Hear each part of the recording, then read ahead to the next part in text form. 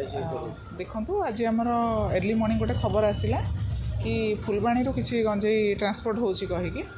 तो आम से अनुसार 4टा टीम गठन कलु आम टीम को लीड करते आमर एनफोर्समेंट ऑफिसर जी आमर डेप्यूटी सुपरिटेडेंट नीलाद्री नायक आउ देन से टीम रे आमर थिले आमर सदर इंस्पेक्टर रंभा बाग देन मोबाइल इंस्पेक्टर मानसी आउ आमर सदर 1-2 ऑफिसर रंजिता हरिचंदन गायत्री माझी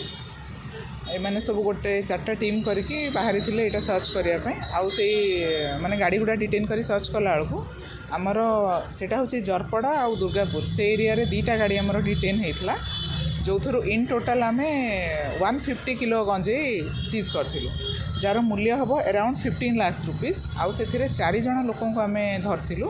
2 जन होचंती फुलबाणी जड़े होचंती अनुगुल आउ जड़े होचंती पुरी यही 4टा एक्यूज आमर धरा होते ये आमर 2टा एमाने फुलबाणी आसते कि आमर अनुगुल यहाँ डिटेन कराई आउ फर्दर इन्वेस्टिगेशन आम जानवु जे एमाने कुआडे जाउथले कोन केमतिया से गुड़ा आउ एमान पाखरु आमे 4टा मोबाइल भी सीज करछु आउ या रिलेटेड रे आमर 2टा केस हेछि गोटे करछंती आमर रंभा बाग आयु जे कि